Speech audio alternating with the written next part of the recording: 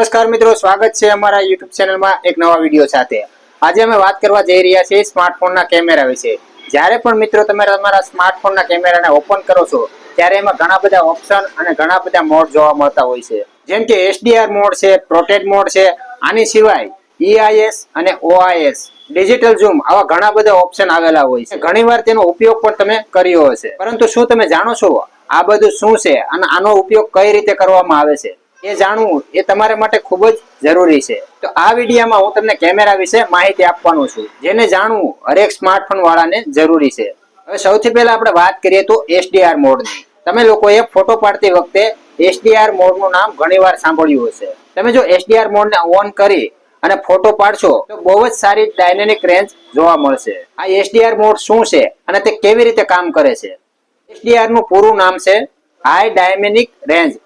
આ એક ટેકનિક છે જે ફોટો પાડવામાં ઉપયોગ થાય છે અને આનો કેમેરામાં પણ ઉપયોગ થાય છે, જેની મદદથી તમે ઓરલ ઇમેજ જે ડાયનેમિક રેન્જ છે તે બહુ જ સારી કેપ્ચર કરી શકે છે। તો ચાલો ડાયનેમિક રેન્જને આસાન ભાષામાં આપણે સમજીએ। તમે ઘણીવાર જોયું હશે અને ઘણીવાર ફોટા પણ ક્લિક કર્યા હશે। તમે ઘણીવાર જોયું હશે જે ફોટો તમે ક્લિક કરો છો તો ફોટાની જે પાછળની જગ્યા છે તે બહુ જ લાઇટિંગ દેખાય છે, જેને કારણે ફોટો સારો દેખાતો નથી, તો કેટલીક જગ્યાએ ડાર્ક દેખાય છે। આ બધા પ્રોબ્લેમના કારણે HDR મોડનો ઉપયોગ કરવામાં આવે છે। જેવા જ તમે તમારા ફોનમાં HDR મોડ ઓન કરો છો, ફોટો પાડવાની સાથે તેના ઓરલ પાર્ટ્સ અને લોઅર પાર્ટ્સ આ ત્રણેય જગ્યાએ તમને સારો ઇમેજ જોવા મળે છે। જોયું તમે જે નોર્મલ ફોટો ક્લિક કરો છો અને HDR માં ફોટો ક્લિક કરો છો, આ બંનેમાં કેટલો તફાવત છે? આને કહેવાય છે HDR મોડ। હવે બીજી વાત આવે છે પ્રોટેક્ટ મોડ। જ્યારે તમે તમારા સ્માર્ટફોનના કેમેરાને ઓપન કરો છો ત્યારે તેમાં નીચેના ભાગમાં પ્રોટેક્ટ મોડ જરૂર જોવા મળશે। હવે આપણે આસાન ભાષામાં કહીએ કે આ પ્રોટેક્ટ મોડ શું છે, તો જે બેકગ્રાઉન્ડનો ભાગ છે ત્યાં પ્રોટેક્ટ મોડ તેને બ્લર કરી દે છે। આનું જે મેન કામ છે, જ્યારે પણ તમે પ્રોટેક્ટ મોડમાં ફોટો ક્લિક કરો છો, જે મેન ઓબ્જેક્ટ હોય છે તેને ફોકસમાં રાખે છે અને જે બાકીની વસ્તુ વધે છે બેકગ્રાઉન્ડમાં તેને તે બ્લર કરી દે છે। હવે મિત્રો આવે છે ઓપ્ટિકલ ઝૂમ અને ડિજિટલ ઝૂમ। આની મદદથી તમે ખૂબ જ સારો ફોટો ક્લિક કરી શકો છો। હવે મિત્રો જે કોઈ ભાઈ સ્માર્ટફોનનો યુઝ કરે છે તેને ખાસ ખબર હોવી જોઈએ કે ઓપ્ટિકલ ઝૂમ અને ડિજિટલ ઝૂમ વચ્ચે શું તફાવત છે। ઓપ્ટિકલ ઝૂમની અંદર અહીંયા એક્ચ્યુઅલ લેન્સનો ઉપયોગ કરવામાં આવે છે, જેને લીધે તમે ઝૂમ ઇન કરી શકો છો, જ્યારે ડિજિટલ ઝૂમ કેમેરો છે તે ફોટાને ક્રોપ કરવામાં મદદ કરે છે। ડિજિટલ સોફ્ટવેરની મદદથી અહીંયા ફોટાનું કદ મોટું કરી દેવાય છે, જેને કારણે ફોટાની ક્વોલિટી છે એકદમ થોડીક બેકાર જેવી થઈ જાય છે। હંમેશા ઓપ્ટિકલ ઝૂમ સારું મનાય છે ડિજિટલ ઝૂમ કરતા। હવે આપણે વાત કરશું EIS અને OIS વિશે। મને વિશ્વાસ છે કે આનું નામ પણ તમે ઘણીવાર સાંભળ્યું હશે। ફોનમાં EIS અને OIS આ બંને ખૂબ જ સારું કામ આપે છે। તમને ખબર પણ હોવી જોઈએ કે આ બંને શું છે અને આ બંને વચ્ચે શું તફાવત છે।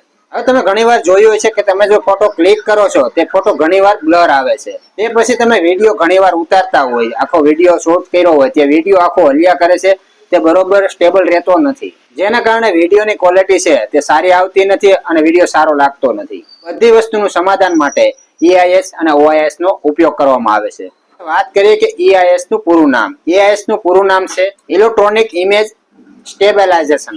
આ એક સોફ્ટવેર ટેકનિક છે જે ઝાઝા ભાગે વિડીયો રેકોર્ડિંગ અથવા સ્માર્ટફોનના કેમેરામાં ઉપયોગ થાય છે, જેની મદદથી જ્યારે પણ તમે કોઈ વિડીયો શૂટ કરો છો ત્યારે વિડીયો સ્ટેબલ રહેશે અને એકદમ સ્મૂથ રહેશે।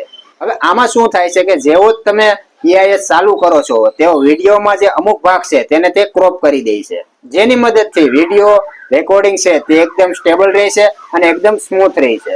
હવે આપણે વાત કરીએ OIS ની। OIS નું પૂરું નામ છે ઓપ્ટિકલ ઇમેજ સ્ટેબલાઇઝેશન।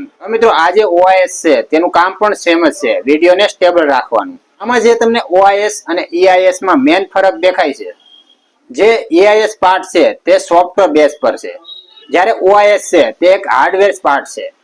હવે આવે છે પાનો મોડ। તમે ઘણીવાર કેમેરો જ્યારે ચાલુ કર્યો હોય છે ત્યારે નીચે ઓપ્શનમાં PANO પાનો મોડ આવે છે। હવે આનું કામ શું છે? હવે તમે જ્યારે કોઈ એવી જગ્યાએ જાવ છો તેની જગ્યા બહુ વિશાળ છે અને તમે જ્યારે ફોટો ક્લિક કરવા માટે કેમેરો ચાલુ કરો છો ત્યારે બધી વસ્તુ કેપ્ચર કરી શકતી નથી, ત્યારે આ પાનો મોડનો ઉપયોગ કરવામાં આવે છે, જેના કારણે તમે જે પૂરું વ્યૂ છે તે ફોટામાં એક સાથે કેપ્ચર કરી શકો છો।